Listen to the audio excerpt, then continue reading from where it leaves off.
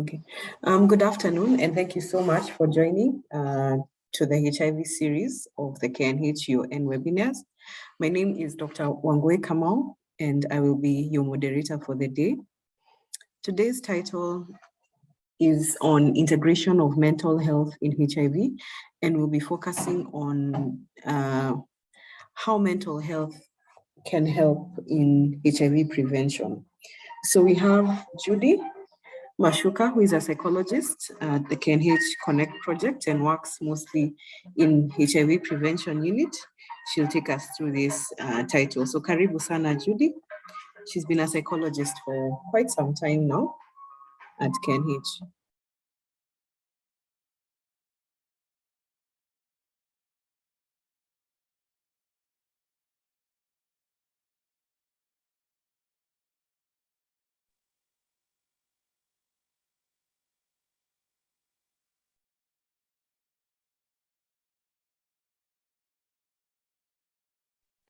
So thank you so much, Dr. Kamau, for that introduction. I'm also thankful for this opportunity to share a bit about mental health in HIV prevention. I work in the VCT HIV prevention unit as a psychologist. And in this presentation, I would like to invite us to reflect on what mental health is, what it looks like, and in as far as it affects HIV prevention activities. Next slide. So to begin us off, what does mental health look like to you? So just take a moment. That is just a picture, but just think through what is mental health like to you.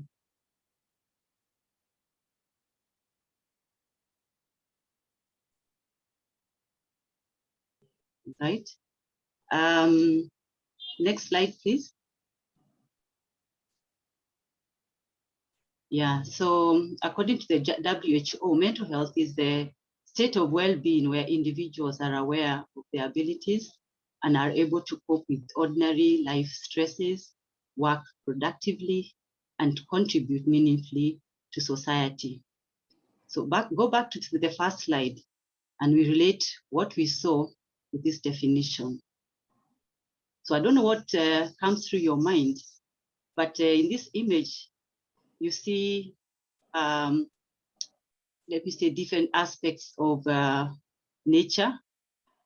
And what I would say is moving forward as we look at this presentation and how mental health is impacts HIV prevention is a sense of connection.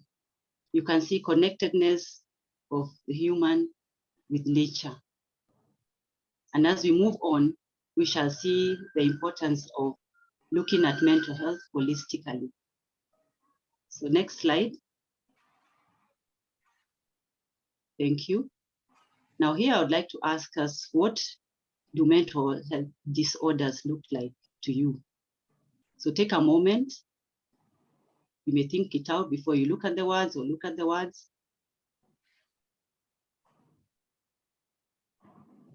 So examples of this are depression, there is stress, there's frustration, there's trauma. So these being examples of mental health disorders, and some which you may also think through.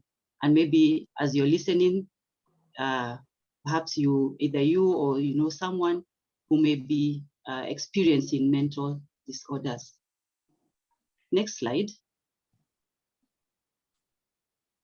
So according to the Diagnostic Statistical Manual for Mental Disorders, the 5th edition, mental disorders are clinically significant disturbance in an individual's cognition, emotional regulation, or behavior. And they are associated with significant distress in personal, social, occupation, and other activities. So as we are thinking about mental health. I hope that this has given us a platform from which we can be able to understand the importance of mental health and how we can address mental health in HIV prevention. Next slide. Now, coming from Kenyatta National Hospital, where I work, as we reflect on the vision, mission, strategic objectives, I've just given examples here. We think of world-class patient-centered facility. We think of optimizing patient experiences through innovative interventions, improving partnerships, and also enhancing service delivery. These are just but a few to help us look at we can think of integrating mental health in a way that is patient-centered, that optimizes patient experiences, that also incorporates innovative innovations, that enhance service delivery, and that through it all, we work in partnership with others. Next slide. So mental health is a universal asset, and importantly, to people living and also at risk of HIV. Kenya being a country within the low and middle income countries, we can think about 90% of people living in HIV and 83% of the world's population living in low and middle income countries. And this is a large population. And when we consider people at risk and people living with HIV, we're thinking about majority being in low and middle income countries. And so when we think about how best can we optimize mental health approaches in HIV prevention, we need to understand that the research knowledge that we generate from our settings and from researchers who come from these settings translates better because we are in settings that have diverse contexts in terms of socioeconomic, cultural, patterns of burdens of disease, and mental health resources. And so this is an encouragement to all of us as we think about the interventions that would work and that would be sustainable, as largely coming from the low and middle income countries, Kenya included. Slide.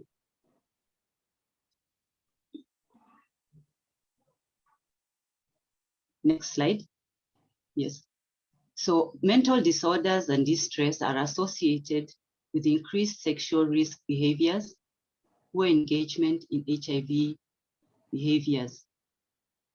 And the references are indicated at the end of the slides. And so what we are challenged is to integrate mental health in combination HIV prevention activities, which include condom distribution, voluntary medical male circumcision, oral PrEP, the universal test and treat approach, which have known to significantly reduce risk behaviors, mental health distress, and improve access to mental health. So again, because evidence has shown the impact of mental disorders, HIV, then it is important to consider integrating mental health activities in HIV prevention work. Next slide.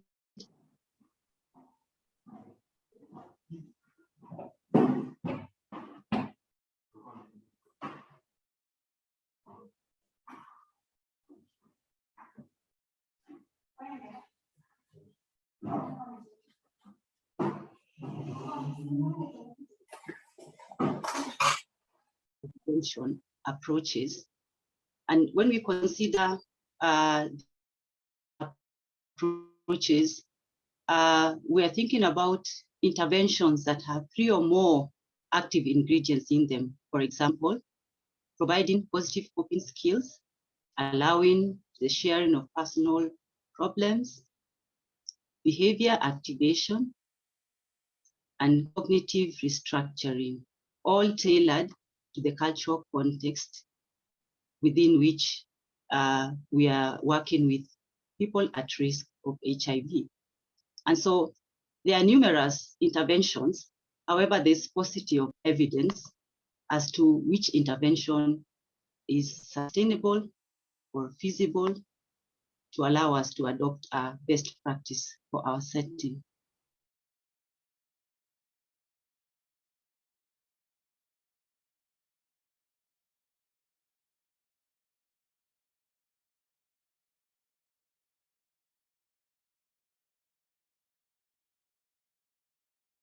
The month of May, and how better to have mental health during this month, having been celebrated or commemorated dating back to 1948. The focus here is on fighting stigma, providing support, providing education and advocacy on mental health. And these words, you are worthy of life, love, healing, acceptance, fulfillment, and honor, are words that health, allowing each one to think of themselves as worthy, regardless of their mental health status, to know that you are worthy. And as WHO recommends, mental health integration in HIV care cascade requires mental health literacy, and that is providing information that is credible on mental health and ways of maintaining mental health, screening for mental health, mental disorders, as well as considering trans-diagnostic interventions. And these are interventions that basically cater for a wide range of vulnerabilities and distress experiences, and not necessarily narrowed to specific diagnosis of mental disorder. Also, the social determinants across life course and the resources available. And so as we consider mental health integration, it's pertinent that all these are included in the approaches. And this will help to have a maintained approach of mental health intervention in HIV prevention. Next slide.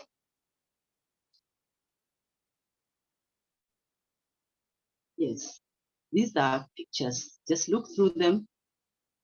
There's one on hiking, another one on aerobics, another on indoor games.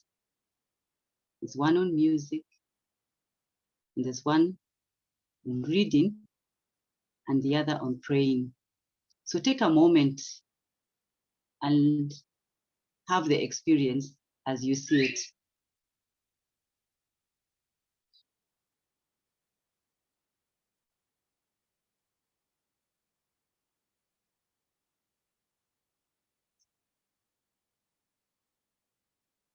So from these 6 images, these are just but a few of the experiences that will promote mental health. And even as we think about the context we are in, we may be in a health facility or community setting or any other setting, that these activities as we see them can be part and parcel of mental health approaches that could be used in HIV prevention. Next slide.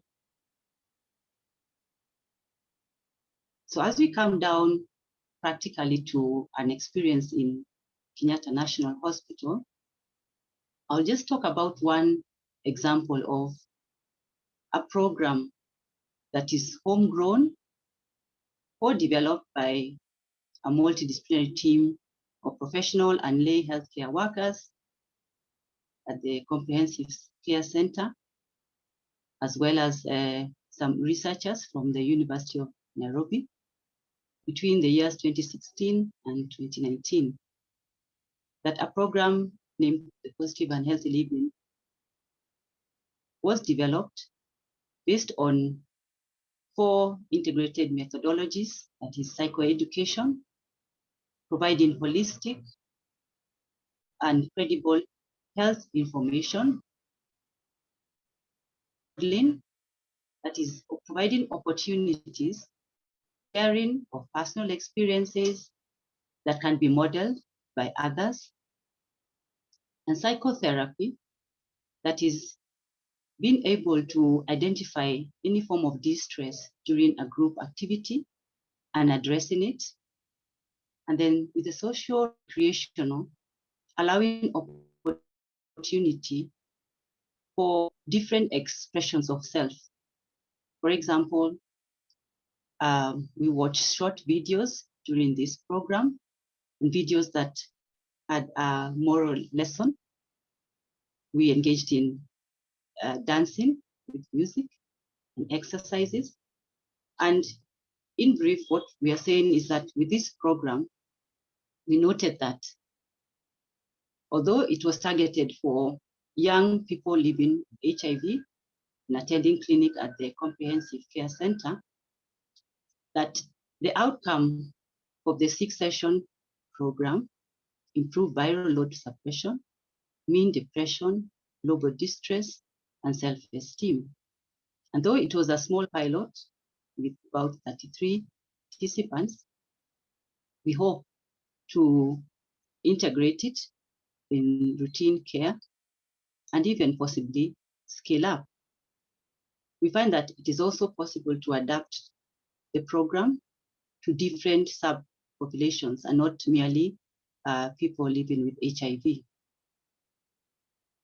And recently, early in this month, we also co-developed the multidisciplinary team within the hospital, a holiday program for the staff dependents, that is from ages 10 to 29.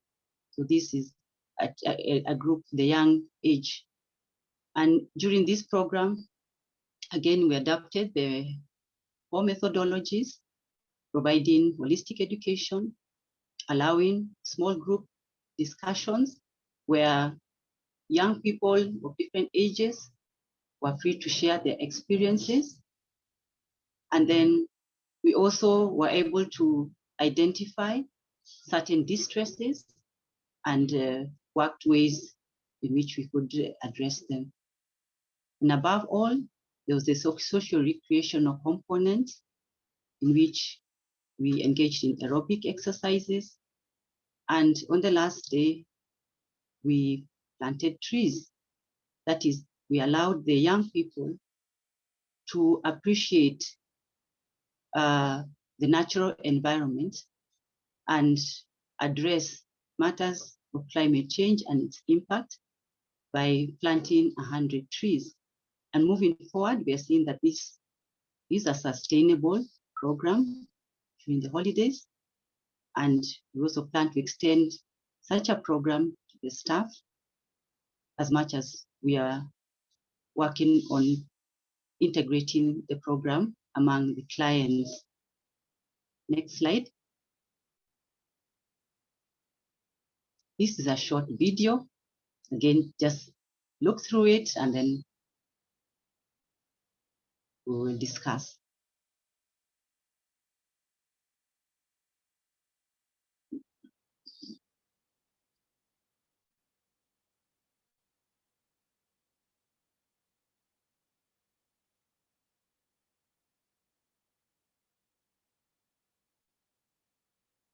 Can you hear the volume?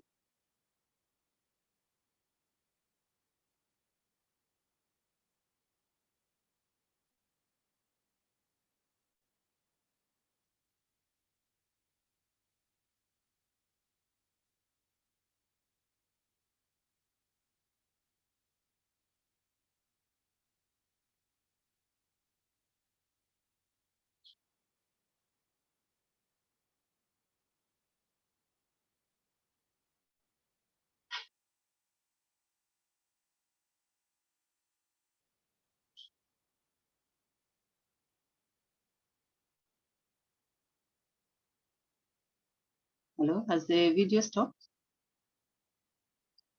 Yes, it has. Okay, it stopped before it ended. I think they're sharing it again.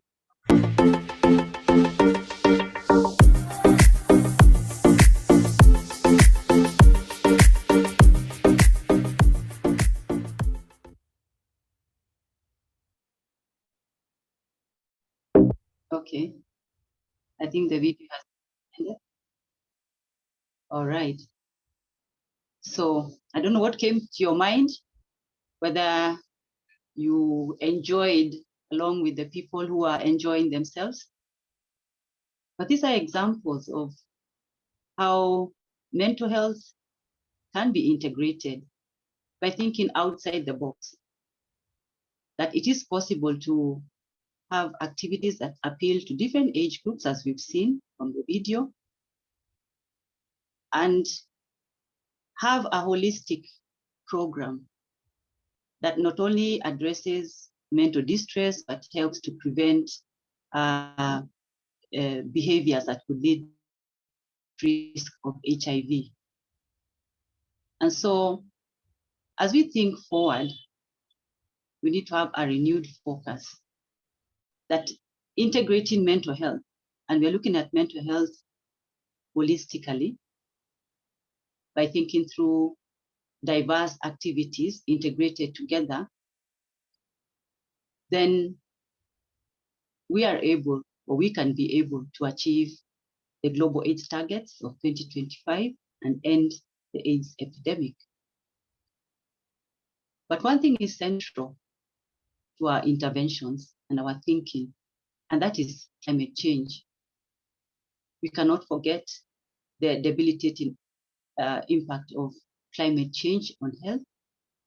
And as we think about integrating interventions, then we need to also consider how to mitigate and build resilience to the effects in order to improve the quality of life for all. We need to consider both the built and natural environments in our health solutions, because how our environment is in terms of the way the structure of the buildings are, and how we also allow ourselves and our patients to experience the natural environment will combine to improve their health in a sustainable manner and in a way that also allows us to use the resources that are available. So all this, we think about being an innovative approach that is involving different disciplines in our approach in developing programs that are suited to different age groups and in different contexts. We also need to consider a multi-sectorial approach in which we not only work as under Ministry of Health, we think of working in collaboration with other sectors such as education, agriculture, environment, among others, to provide holistic health approach. And that, in overall, is what is planetary health, thinking about whole health, or one health, health for all, because there is a bi-directional impact or association between one aspect of environment affects the other. I would like to acknowledge, as I made this presentation, Kenyatta National Hospital for opening the door for me to work there, the Connect project, which is an HIV project within the hospital, all the healthcare workers for their hard work in taking care of patients and clients, and then for the clients and the patients for opening up their lives for us to learn to work better. I also want to appreciate a team that was with us during the holiday program, that is their coffee, stands from Africa Community of Planetary Partners for Health and Environment, which is a network, a global network that focuses on promoting planetary health. I also want to acknowledge my son Daudi, my daughter Rehema, for helping me out with images. So these are the references. And I would now invite any questions or comments. Thank you so much, Judy, for that presentation. I just want to share just one case, just to highlight even what you've brought. And I know from where you sit, you see a lot of similar cases. So just to put into perspective what Judy has really told us, and she'll help us and guide us through even the mental health issues that we need to think through, even as we think about HIV prevention and HIV treatment. So a 17-year-old girl presents to the ANC at 34 weeks gestation. She has had no ANC profile taken, as this is her first time in the clinic. And this is the first time she's presented to a hospital for antenatal care. Being 17 years, she's very confused. And when she gets her test for HIV, she finds out she's living with HIV. So I think, Judy, just take us through the mental health issues here, and really even to put into perspective what you're just telling us about, like, what were the opportunities that we've missed for HIV prevention here? Judy? Yeah, thank you, Dr. Kamau, for that example. Very typical in our healthcare settings. So as you note the age, this is a teenager, and this is a bracket of young people who are at risk of HIV. They are still undergoing a very rapid developmental phase in which they are not able to, make solid decisions in their interest. So, sorry, I think if you can just show the slide again. Yeah, so from the presentation, we are looking at HIV prevention. Already, her test is positive, and she's, of course, pregnant. She's 34 weeks and has not had any A and C, which again just reflects lack of knowledge of what the steps she should have taken in terms of seeking care early, the steps that probably she could have taken in negotiating sex, because at her age, to be expected that she would be in school, focusing on her studies. So at this point, we may not know, probably she has dropped out or she had to step out from school. And this may be part of the distress that is causing her to be confused. The fact that she's already pregnant, probably not ready to give birth or take care of the child, is yet another distress, maybe compounded with her family background or the relationship background. There may or may not be social support. And so young people under ordinary circumstances would not seek care.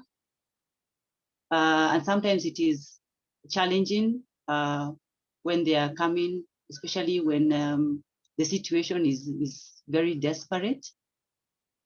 And so from what we've learned in the presentation is that even as healthcare facilities think about innovative ways of reaching young people, such as this young person, is to know that there are many within the community who may not necessarily come to the health facility to seek help. And so if holistic programs could be designed that could be aimed at reaching the young people where they are and having activities that appeal to them, I think these messages will reach the young people in good time and will help them know that they can engage in different enjoyable activities and be productive, develop their potentials to the full, and prevent, of course, unexpected outcomes. I think that is what I can say. Thank you. Thank you so much, Judy. And in terms of like what steps we should take for these kind of patients that we get, because like I think these are the patients that when you encounter, we're so quick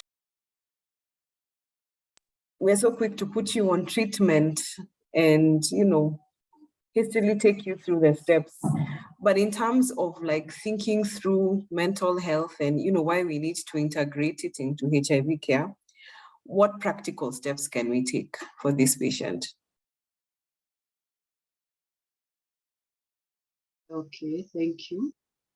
So already, being HIV positive and being pregnant, then the first step would be to, take her through prevention of mother to child,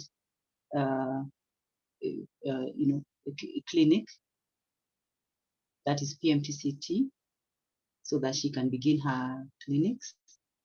And what we are saying about integrating is that while the girl is at the clinic, there will be no need to have her referred to, let's say, another department to seek mental health.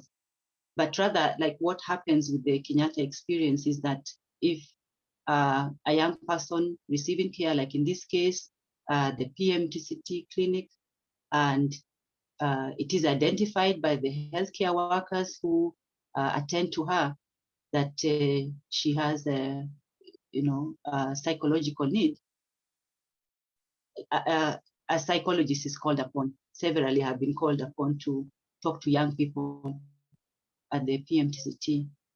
And again, we are saying mental health issues cause stigma. So it will be important to take a young girl like that through a very pleasant experience, allowing her to share her story and do a complete mental health evaluation and conduct the appropriate therapy within the time that she is available. And where there's need for a home visit or visiting where the premise where she comes from, yeah, that is also part of the intervention. In addition to that, because we also offer support groups, a girl like that will be enlisted in the support group to join others who are of the same age and experiencing a similar issue. And that would from their experiences and how they are navigating challenges. Thank you. Yeah, thank you. Thank you so much, Judy. I mean, it's true. We really need to make sure we can get a place where we have these services offered in one place. And I think there's someone who in the chat has asked, let me just go down. I read the question. Okay. There's someone who was, what are the mental health issues that you'd see in this patient? I think there's someone who asks, mental health issues, please, Judy. And someone else asks, what causes mental illness in our HIV, in our clients living with HIV mostly? And I mean, I had the second part of it. What causes HIV now? What causes mental illness? The question goes, what causes mental illness in clients living with HIV mostly?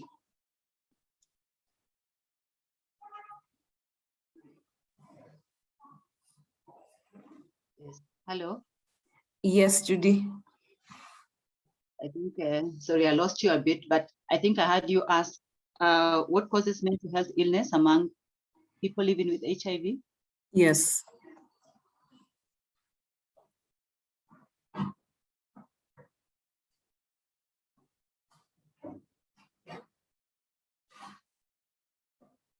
We can't hear you, Judy.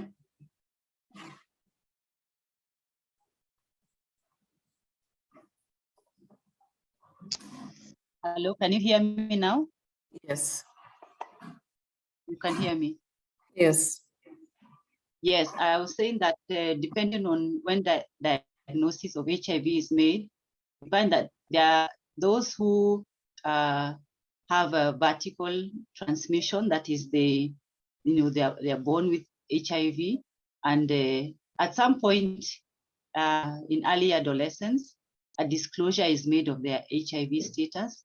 So to some, it comes as a shock after perhaps an extended period of taking medication daily, and perhaps even the reason for taking the medication tends to be different from what is explained during disclosure. That is a lot of distress.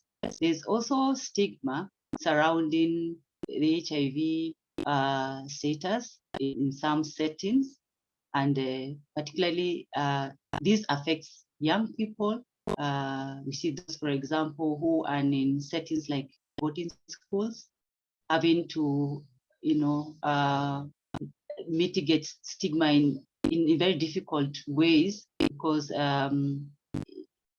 some face bullying, others, find that, their health status is shared among friends and teachers. So I would think that the diagnosis is one thing that people may not understand, that this is actually normal. It's like any other illness that one may be diagnosed with. But it will take some time to have that normalized in people's experiences, so that whatever diagnosis one has, HIV or they will be able to accept and take the appropriate medication. And the integrating mental health here really is to raise awareness that it's important to think about how one experiences themselves and their surrounding. So an experience of oneself will really determine how one copes with life. And so with mental health, bringing about the component of mental health, so thinking about how one can best experience themselves to the full, you find that that is very integral in our HIV programming, both for HIV prevention and also in treatment. I don't know whether there could be other comments, maybe people could share. Thank you. Okay, thank you. Thank you, Judy. And I think like if we just go back to this case for this 17-year-old, and I mean, like you said, it's a typical presentation for some of our adolescent girls and young women who are 3 times more likely to acquire HIV infection. And being 17-year-old and being pregnant, you need to think about gender-based violence. And so it would be a good opportunity even for GBV screening and find out the circumstances through which, she's expectant now. In terms of mental health issues, you don't find out whether there's, alcohol, substance abuse. We had some teenagers getting pregnant and there was some substance abuse behind it. And even for adherence to medication, you really need to find out, are there any underlying substance abuse disorders? And that's why routinely within our patients we do cage screening to just find out whether there's any substance abuse disorders, and then really see whether there could be some depression or anxiety disorders that could be lacking behind the scenes. So in terms of, and I can see many people are saying that currently there are lots of people living with HIV who are facing mental health issues. And someone says, someone asks whether technology has made the situation worse. And someone says they agree about reaching young people where they are. 17 years is a secondary school student. So there are questions about, do we offer any such programs through schools or places of worship and faith? There is a program called Dreams, and this is mainly for adolescent girls and young women. And this is to make women who are determined, resilient, empowered, ambitious, and really just mentor these women, provide some SRH information, that sexual reproductive health information, And also just follow up these girls and reduce the risk of HIV infection. For those who are sexually active, they link them up to places they can get PrEP. So that's an example, but these ones have some safe spaces within the communities where they meet, but they don't do it in school or in places of worship.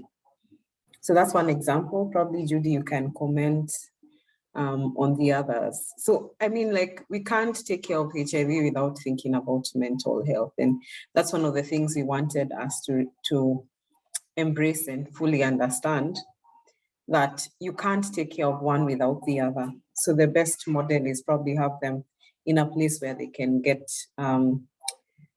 the care together for both mental health disorders and HIV, or organize a way in which care can be provided seamlessly.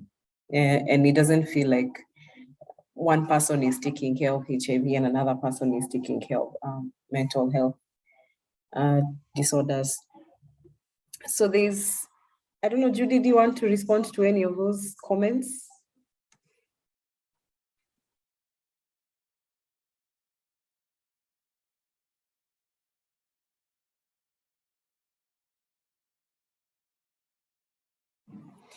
Okay, Judy, we can't hear you, but someone says, I work in a CCC. Currently, most clients are having mental health issues. What could be the cause? Judy, do you want to address that one? I think I dropped off a bit. I didn't get the question. Please just summarize it again. I'm just rejoining.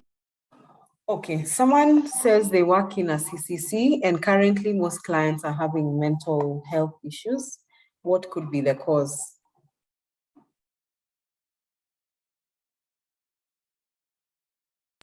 Okay, as I'd said earlier, that mental health is let me say it is a very critical component in HIV programming, and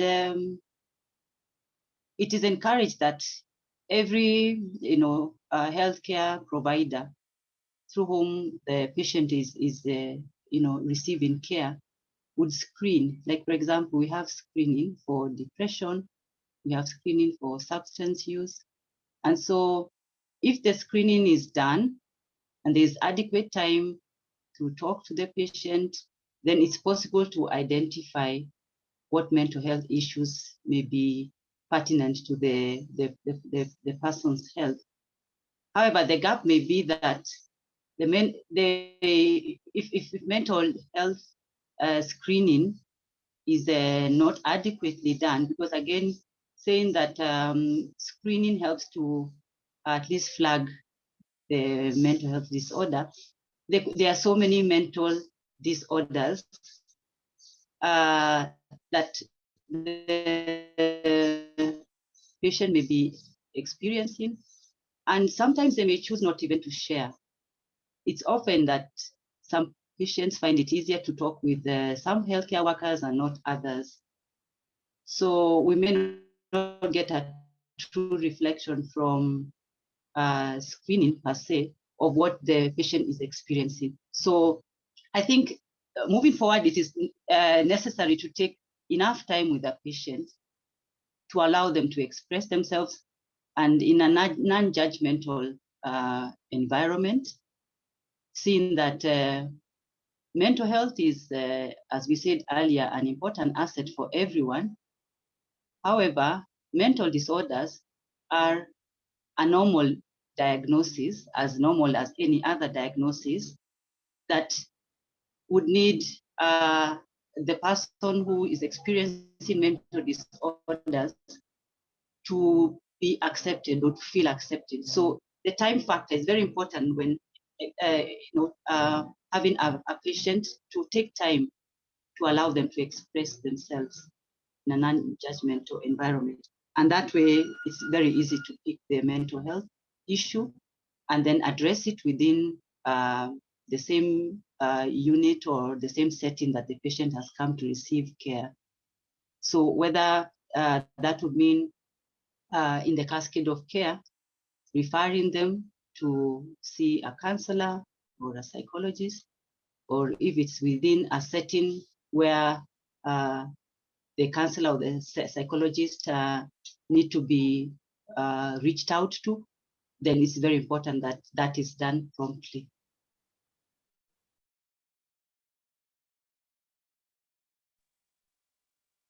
Thank you.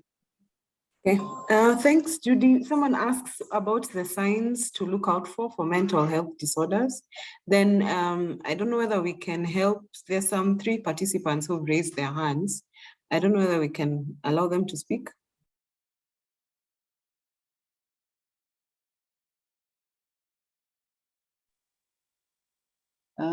I think they could be allowed to speak, and then perhaps if the questions are similar, you can then address them jointly.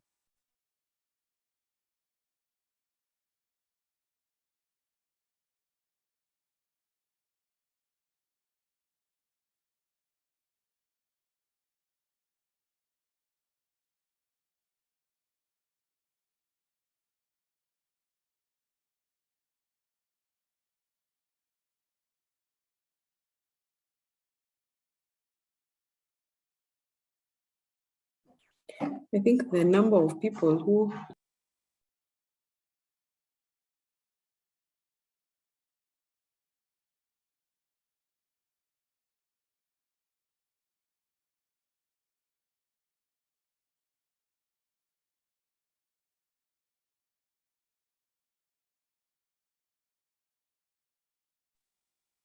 Is it possible to unmute those who have questions?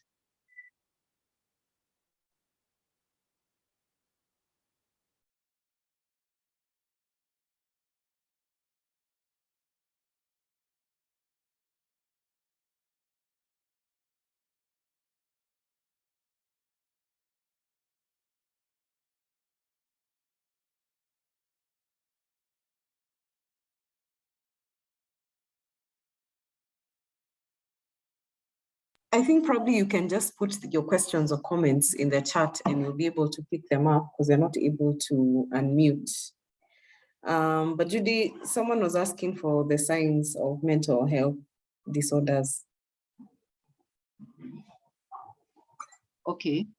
I'd mentioned earlier that mental disorders are several.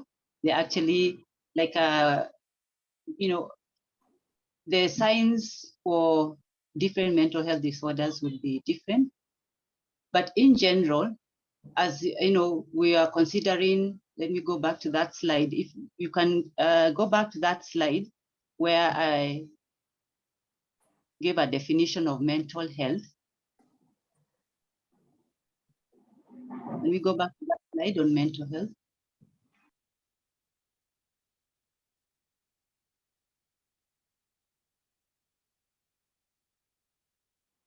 Yes. Yeah. So you see, when we are thinking about mental health, I mean, what should stay in our minds?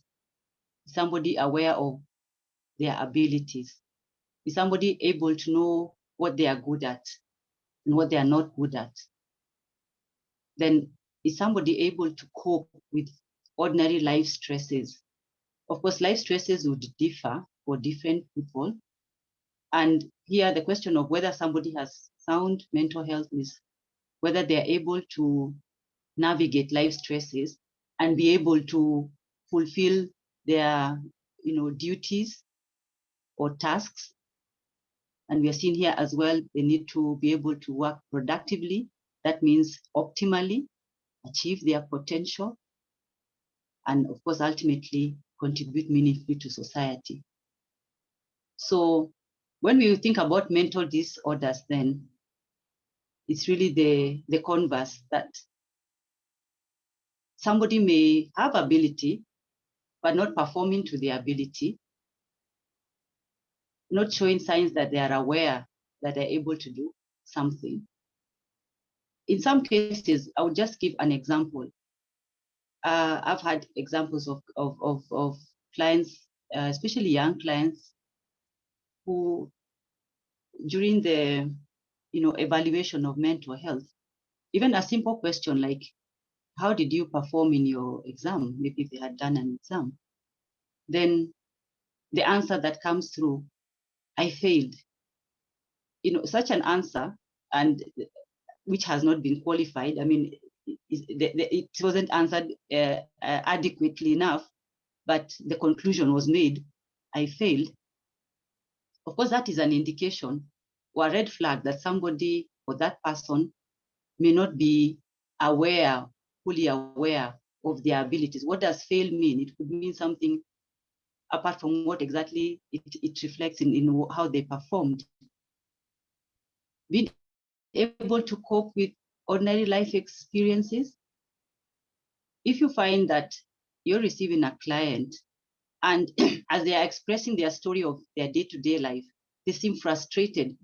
It could be, if it is an adult, maybe salary has delayed, or the child has been sent away from school because of fees, and this is causing significant distress, and that even affects the parent. The parent is not able to work productively. That is already a red flag.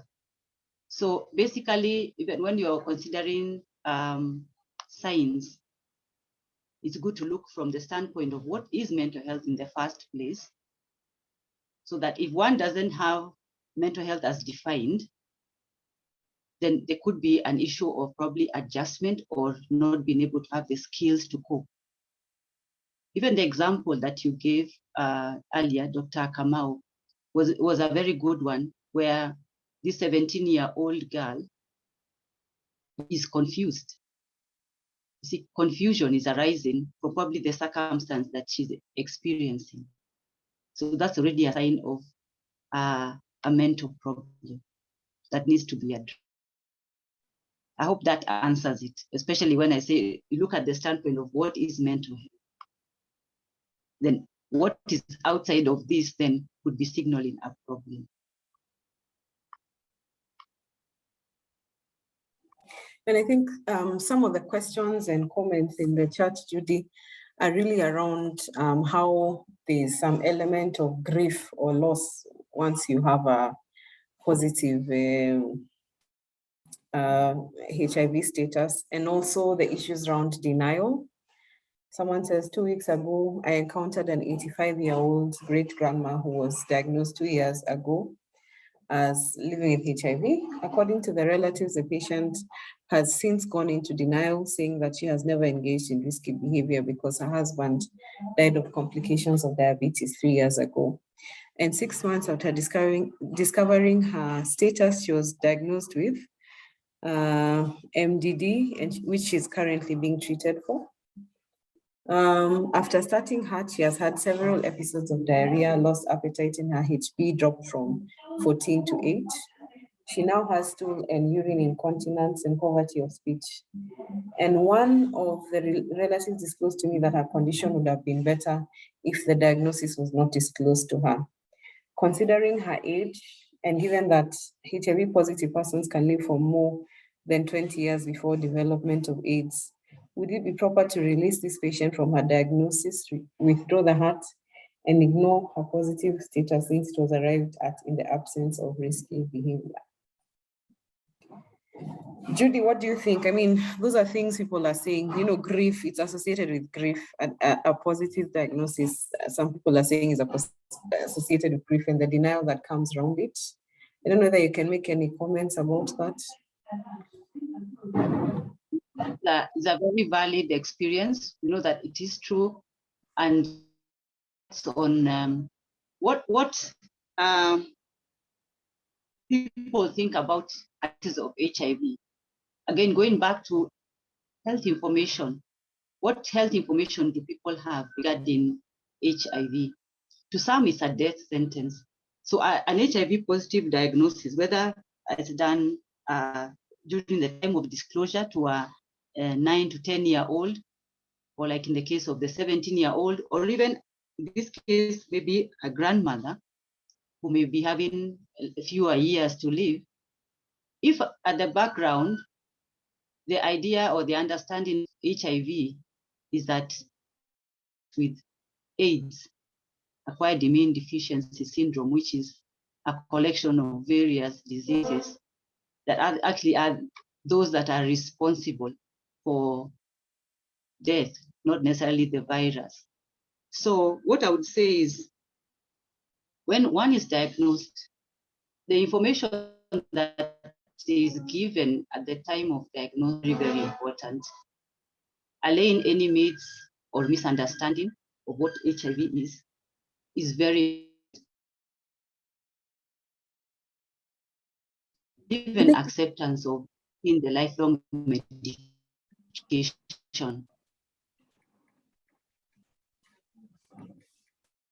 Very important to also have peer support, having somebody who is going through the same experience, working with them and encouraging them in the journey to take their medication.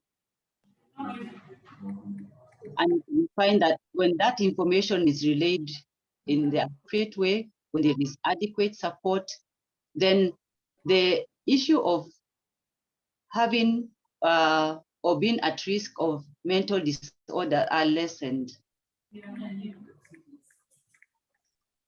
So I hope that has answered.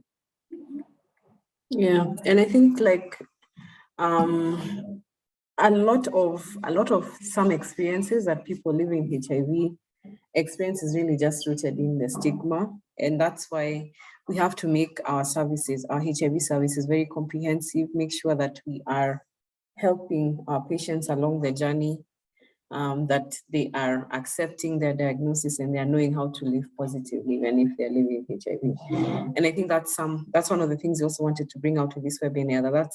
That's really that mental health care is really important for people who are living with HIV. And for that 84-year-old patient, I don't think it was really that diagnosis, but really how we supported the patient even through that journey. And I think with counseling, we can actually help this patient.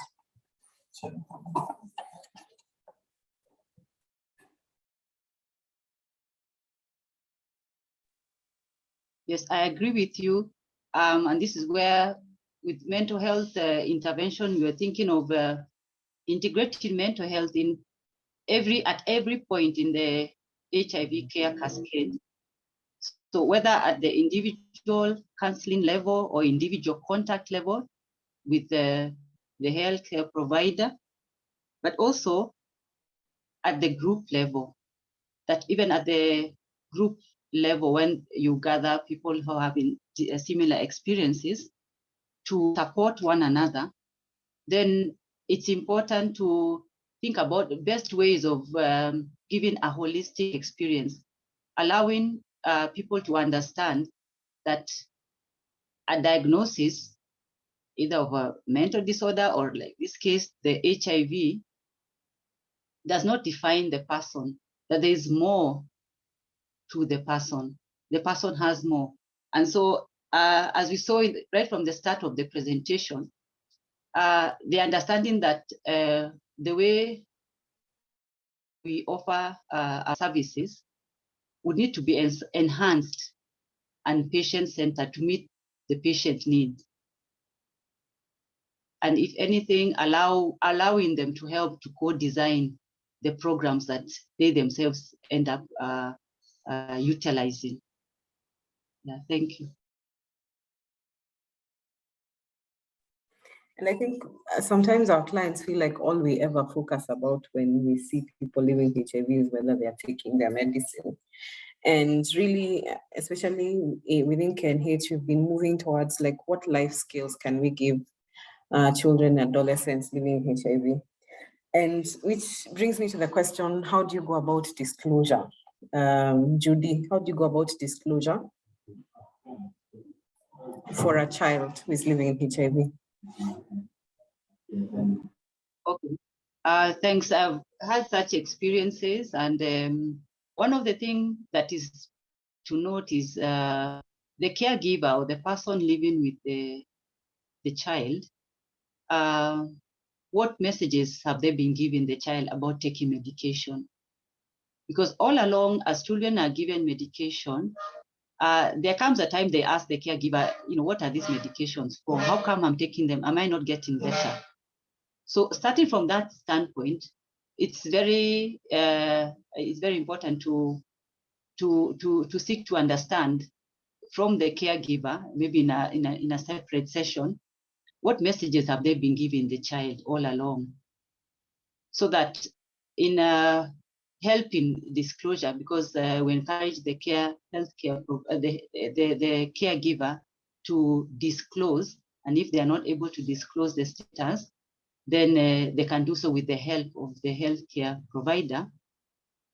That when the child is invited during that disclosure session, that the information being given is in a stepwise way. It's not given at once. In fact, it is done over a series of sessions. So coming from the understanding of the child about diseases, so it's good to think through how old is the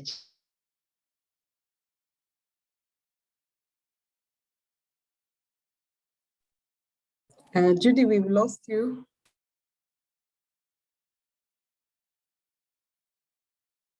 So I mean, Judy was talking about like how old the child is. So you really want to start introducing the concept of, you know, a chronic condition that the child has in form of disclosure at around 6 years, and make sure that at least by the age of 10 years, this is complete. And like Judy has been saying, what messages do you give the child? So for the patients that I encounter, I really like to tell them that they are heroes and that there's something in their blood that makes their blood weak. And they're being the heroes by fighting this thing by taking the medication. And if anyone were to ask them, you know, what it is that's making the blood weak, it doesn't give away that it's HIV. So as they grow older, you want them to name the virus by the time they're 10 years and have some form of post-disclosure counseling. Judy, I think if you're still there, someone asks, how do you approach a couple who does not want a scenario in which a lady tests positive and declines that the husband should never be informed for fear of loss of her marriage? Judy?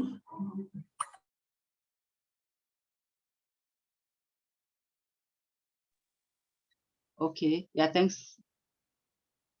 So yeah, in cases of couples or people in intimate relationships, whereas one may know their status and another may not, again, it's necessary to, you know, give complete information about HIV, allaying all the myths about HIV, so that the one who is diagnosed with HIV understands that HIV is a virus and that taking medication, lifelong medication, ensures health, and one can, you know, continue their day-to-day activities, achieving their full potential and productivity. And then, because it's not advisable to straight away disclose without the consent of the one who has been tested, I think with the complete information about the importance of the partner knowing the status to prevent HIV transmission, then it's at that point, as you know, continued counseling to help the person tested become aware of the need to disclose. It's at that point then one can know the way forward. One can invite, upon the consent, the partner. They can be encouraged to have couple testing so that both of them, you know, are able to see their results together and you know, appreciate or accept their status. And that is one way of HIV prevention. First of all, dealing with the mental health issues surrounding HIV diagnosis,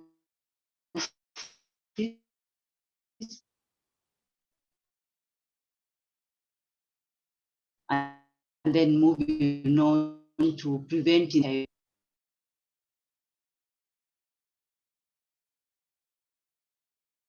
HIV. Judy, I think we lost you.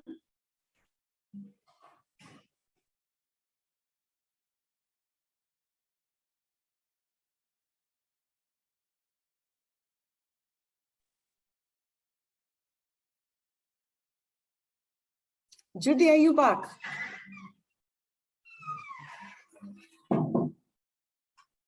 Okay. So just going through the question, I think somebody asks about, what's the best time to sort of like disclose as status is to someone. Let me just go through that question. And then there are also issues on, for key populations, like the LGBTQ. Are there any support groups, for HIV prevention? I think Judy will be able to give us an answer about that. And someone asks about disclosure. It looks like disclosure is a common theme here. How do you deal with disclosure in a newly diagnosed HIV patient who is mentally challenged? Judy, are you back? Yes, I'm here. Can you hear me? Yes, we can hear you. So there are some questions around disclosure. One is, how do you deal with disclosure in a newly diagnosed HIV patient who is mentally challenged, probably with intellectual disability?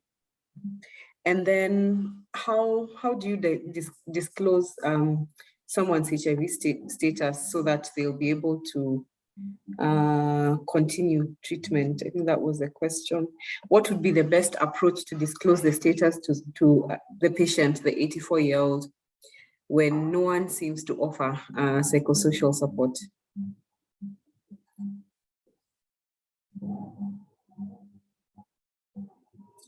Judy? Judy, can you hear me? It's also good to be able again to work collectively with other specialized mental health workers to find out what the level of intellectual disability, because HIV information can be given in different ways.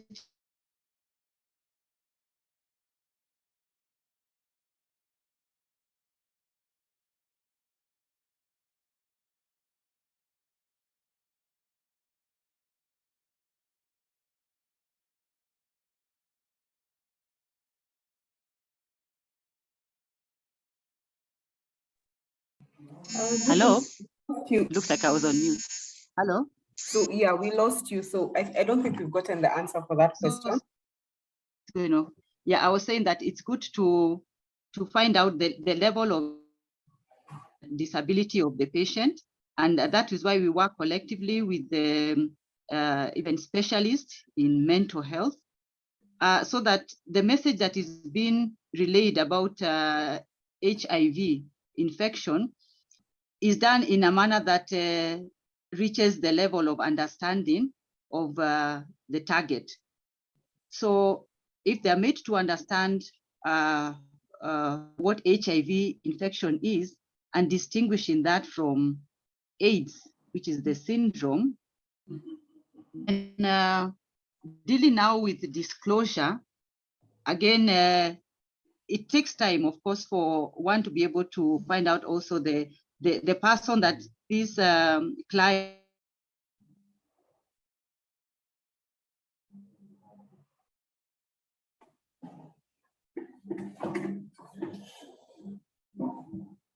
Okay, I think we lost you again, Judy. But usually one opportunity that you have when you are doing disclosure, when you actually have the test and you have a counseling, there are components to the counseling, which is pre-test preparation. And part of the pre-testing preparation is to just find out, in the event that it's positive, how would you take it? In the event it's negative, what does that mean for you? So sometimes having that opportunity to go through it with the patient before you actually do the test helps. I understand that not everybody has that opportunity to go through it, but those are some ways of disclosing to a patient. And sometimes even though you have actually done the test as part of your diagnostic testing and having to do the test again and let that patient get very good counseling before the test is done actually really helps to gauge the reaction that the patient may have, and also for you to prepare to address any concerns that the patient may have, and just very good treatment preparation, and enabling people to understand that, you know, HIV is a chronic illness like any other, and with availability of good drugs, can actually live for quite long, even with the virus. So I think we've been able to address most of the questions. So I don't know, Judy, do you have any parting shot? Yes, I think there was a question, although if maybe you had answered it, but there was somebody who had asked whether there are support groups for key populations. Had you answered that one? No, you can answer it actually. Yeah, okay. There has been groups for the key pop that we actually want to let me say revive, and also have them in such a way that start sometimes die off because of but there is a different way that we can go around that and revive these groups in ways that will not be stigmatizing but will be sustainable. And I'd said earlier, or alluded to it earlier, that in designing programs, it's very important to incorporate the views and the needs of the target population so that they're included in the design, even in the facilitation, and that makes them a bit more sustainable. So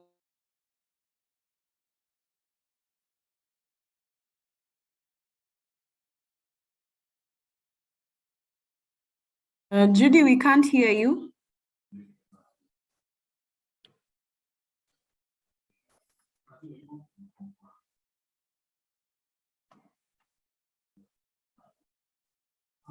Okay, so I think what I hope we've achieved what we set out to achieve, and really that was just to sensitize people on the need for integration. And somebody said in the chat that, you know, mental health touches on almost all conditions, and I fully agree with you.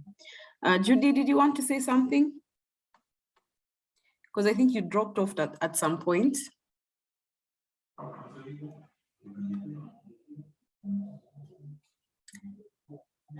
And so I think we just wanted to ensure that we understand that we really need to think about all aspects. Remember, health, using the biopsychosocial approach, and make sure that we really take care of the mental health of the people living with HIV that we see, and really think through some of the issues that some of the patients could be going through, even before they have come to you with that positive HIV diagnosis. Even by the time they got to you, there could have been some GBV, or they could still be experiencing it. And unless you address all those mental health issues, there is no way you're going to be successful in managing a person who is living with HIV.